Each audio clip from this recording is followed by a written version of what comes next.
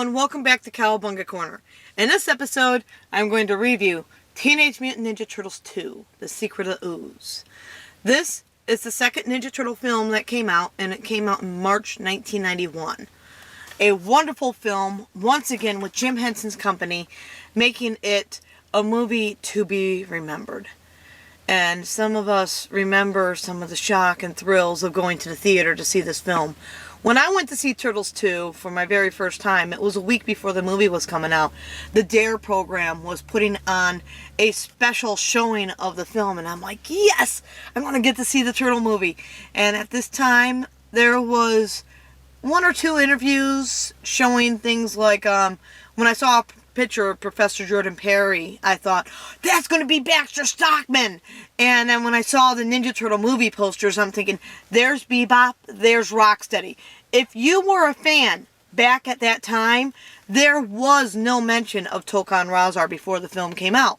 In fact, there was no novel or anything in grasp until after the movie was out. So as we're looking to try and figure out, oh, what's the story? You get glimpses. In fact, the commercials showed Super Shredder, but did not show Tokka and Rahzar. I'm excited. I'm going to go see this movie, and I'm thinking Bebop and Rocksteady were going to be in it. And on top of all that, I was hired to be a turtle at the movie theater by DARE. So I'm going in. I'm going to be wearing my turtle costume before and after the movie for the crowd with my brother as Bebop, and we're going to go and entertain this group of turtle fans with a movie we know nothing about. So we go in there, excited, thrilled. We got the movie poster, and when kids are asking, who's on the poster? I'm going, that's Bebop and that's Rocksteady. I was so wrong. I could not believe how wrong I was when I went into the film and sat down and saw Tokka and Rahzar. I just told all those kids that this was Bebop and Rocksteady. What did I just do? I had to go out and face that same crowd after the movie. And as I came out into the theater, the question is, what do you say to these kids who now know you lied to them? I know. Well, you see, I didn't want to ruin the surprise. It was Tokka and Rahzar's big premiere, and I couldn't do that to them. Yes, I pulled it off as if I knew I was lying when I didn't. I really, really thought it was going to be Bebop and Rocksteady. They surprised me. They surprised a lot of us fans out there. And at first, see, I didn't take it negative that they surprised us. I was actually impressed that it was New Mutants that we got to deal with. Something brand new. Krang's not in the movie. Why should we expect it to follow the routine of the cartoon? Of course, most of us did, but it didn't. I mean, Splinter is not Hamato Yoshi. So it was a realm of its own, and I accepted that even as a kid. But I did do research more into why Bebop and Rocksteady were not in the film, and it all had to do with license and copyright stuff. Things that, well, the studio didn't have much of a choice. So they had to create new characters, and I love the new characters. Now, the film itself, it's the story of the Turtles finding out about the Ooze that changed them into what they are from TGRI. This Ooze is a powerful mix of toxic waste. Or is it? There is cutscenes from this movie. Of course, there's cutscenes from every movie, but one of the cutscenes reveals that Professor Jordan Perry was supposed to be a TGRI alien.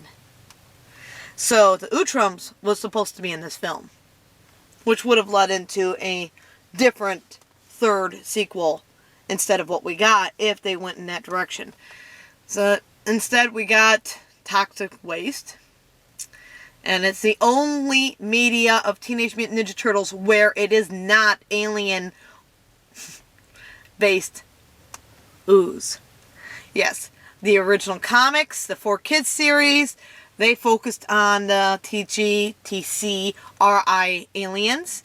And the original cartoons and Archie comics, we have Krang from Dimension X who brought his mutagen. So, no matter what, in most cases, the turtles are from an alien race. But, in the movies, they're not. At least in the old original movies.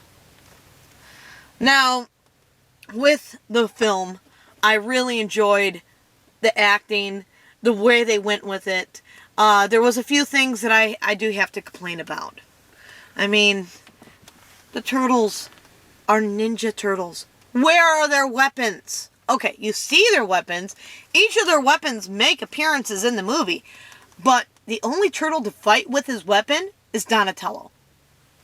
All the other turtles use different weapons or toys through the film to represent that they have a weapon.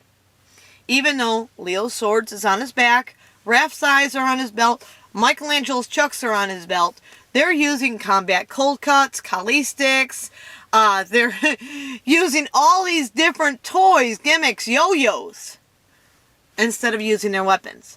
And the reason for this goes back to the director. Michael Pressman did not want this to be a violent movie because of the outcry from parents from the first movie being too violent. Too violent? That's another blog. I do not feel any of the turtle movies were too violent, but that's what the director wanted. So the weapons were out of the picture, and that was probably my biggest complaint. My second biggest complaint was Vanilla Ice. I have not, nor have I ever really been a Rat fan, but that wasn't my problem. My problem was, I learned that they had another choice for who was going to be singing on stage at that club, and they replaced it for a star name. They were originally going to use Yakike. Anyone who knows anything about the Ninja Turtle movie soundtracks, Yakike did a song on each of the soundtracks. So, in a way, she is part of history with the Ninja Turtle films. How awesome would it have been to have her in the movies? Instead, we get, go Ninja, go! So, we could have had something a little bit different. It probably would have been the song, You Are My Hero. But I like that because inside that song you get, what's your name, what's your name? So, I am thinking it would have been a fun song and a fun performance to see Yakike up there performing on stage instead of Vanilla Ice.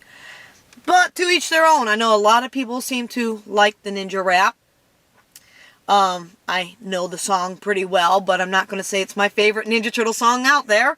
So, but that's my second complaint. My third complaint goes towards the costumes. As excited as I am that it's another set of Jim Henson costumes, Turtles 1 rocked. They gave us costumes that look so amazing. When they went into Turtles 2 and changed what the Turtles' appearance looked like, that's when I had a problem. The Turtles' heads were slightly, not much bigger, inside the second Turtle film. In the first Turtle film, most of the animatronics were in the shell. So, they had some stuff up in the head, but they had more in their shell, which made it heavier, and also made for a lot more major turtle breakdowns. MTBDs, as they called it. And so, they decided in the second film to take some of the stuff from the shell and move it up into the head, which made the heads a little bit bigger, a little more cartoony. They also, with the heads, designed new facial appearances. And this is most seen in Donatello. I love the way Don looks in the first Turtle film. He's got the right face, he's got the right nose, or beak as they call it in Turtles 3. He doesn't have this flat look. And in Turtles 2, they started to give him more the flat look. If you look at the pictures of him in Turtles 2 compared to Turtles 1, you'll see that his nose was the most to change.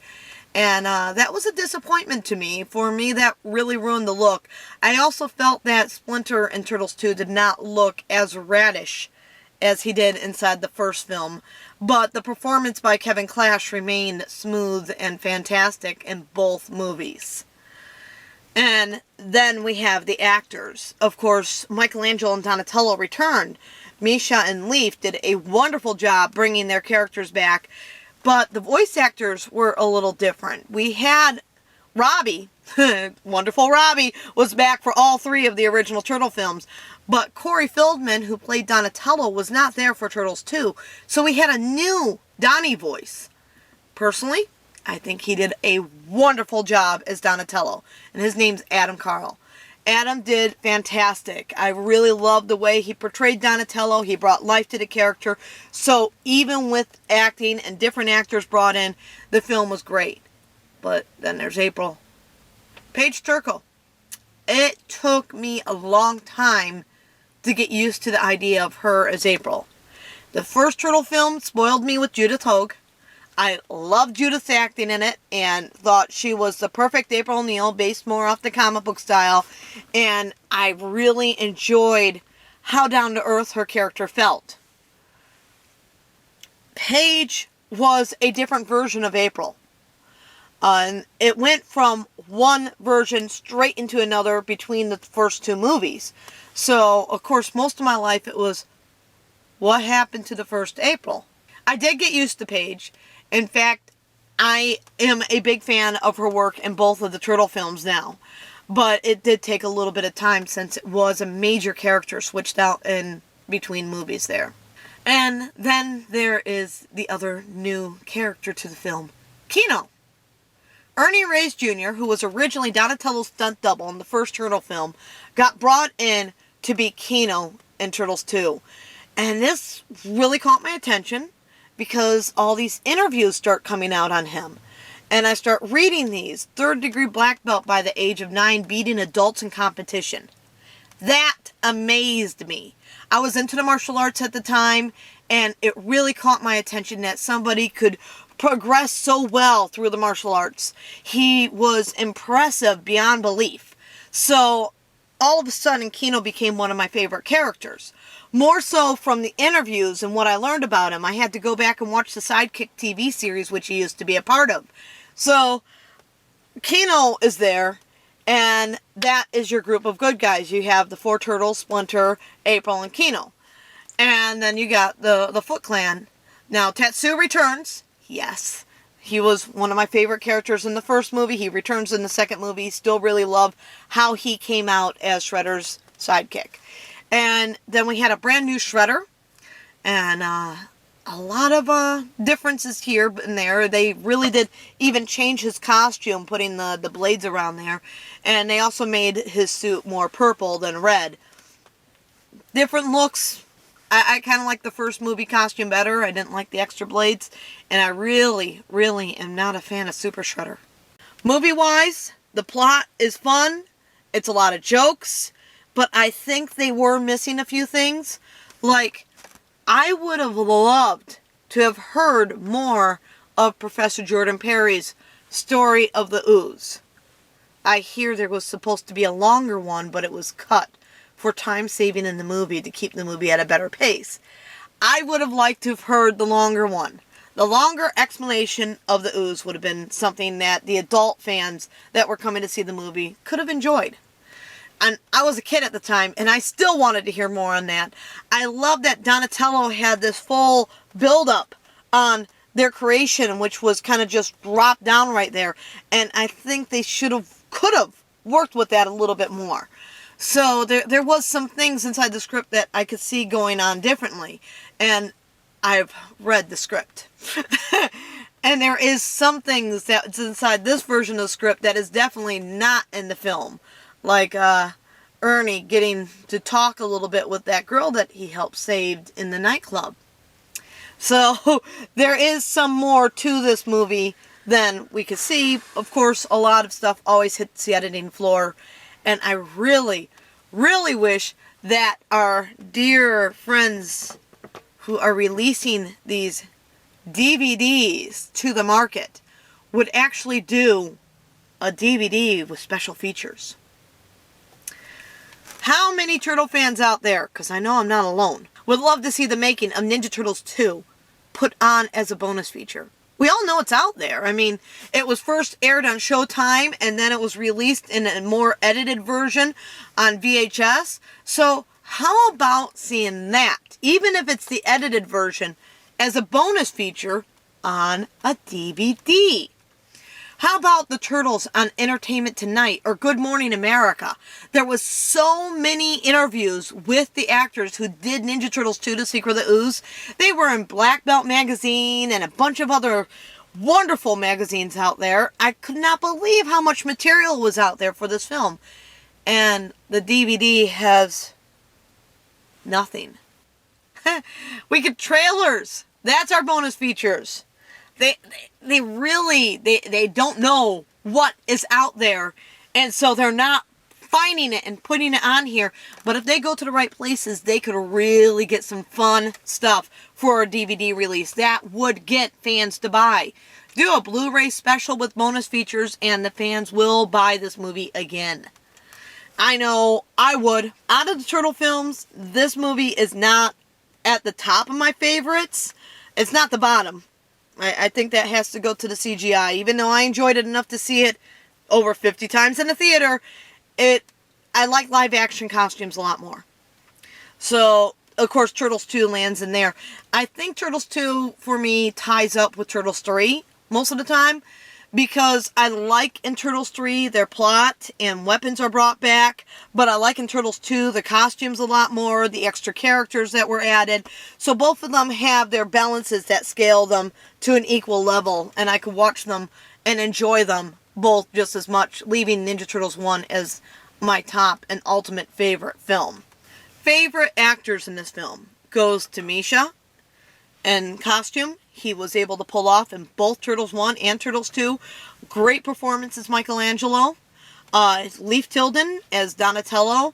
Again, performance in both Turtle films. The interviews with him really caught my attention because he talked about what it was like to be in those costumes. And I understood since I wore costumes, and it just tapped into how I felt with a lot of costume work. And then I liked Ernie Reyes Jr., and I already mentioned why. So those three actors stood out the most to me. But another actor, which we have interviewed here on Cowabunga Corner, who stood out was Mark. Mark Castle was Leonardo. He had a horrible, horrible neck injury in the 1980s, and then came through and put on this heavy Ninja Turtle costume and performed for 2 Ninja Turtle films.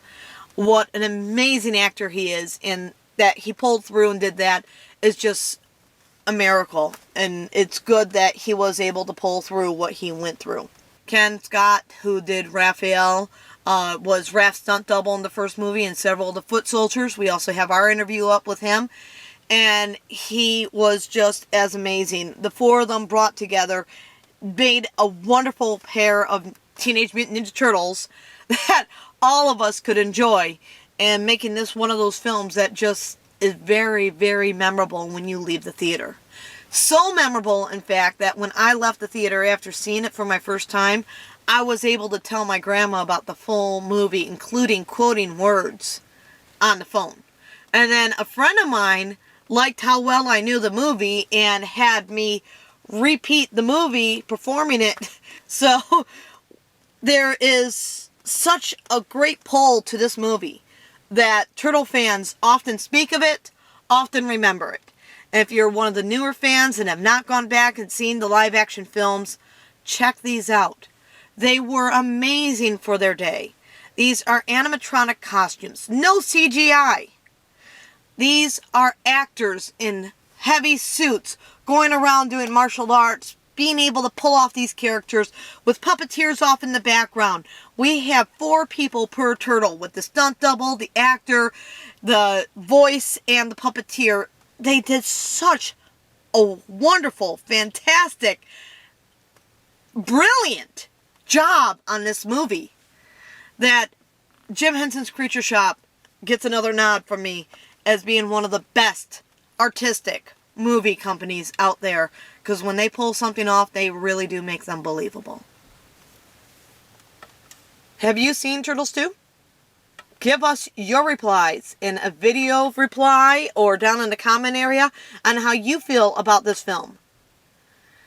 Also, feel free to check out our Facebook page and join in on any conversations there about Turtles 2, because we've got photos and stuff for upcoming episodes already there that involve this movie. One of which involves next week's episode here on Cowabunga Corner, where we get to interview Leif Tilden, Donatello, and Foot Soldier from Turtles 1 and Turtles 2. Hope to see you guys here next time here on Cowabunga Corner.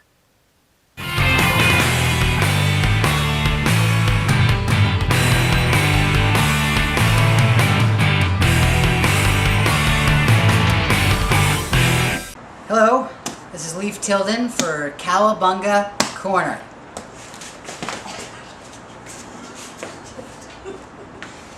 Leif Tilden, Cowabunga Corner.